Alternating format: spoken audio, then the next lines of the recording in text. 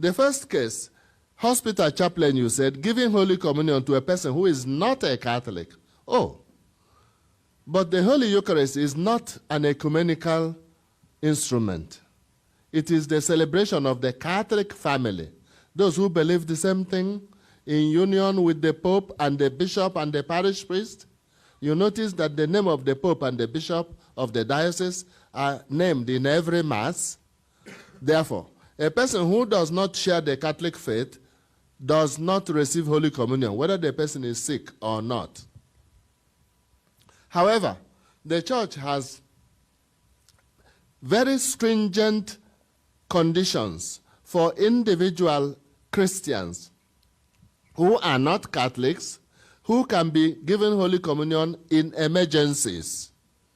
Very stringent conditions in canon law and in the Pope's encyclical Ecclesia de Eucharistia of John Paul II, and also other documents. And that will, in brief, it will be this.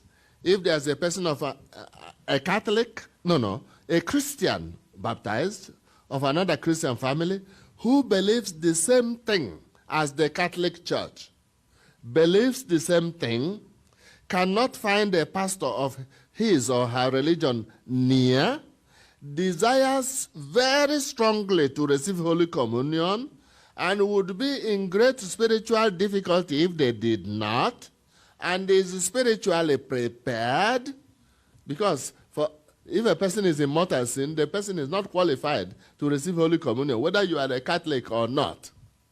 You can see then that a chaplain just giving Holy Communion to sick people, or even dying, is no longer a good minister of the sacrament, but is now abusing the work.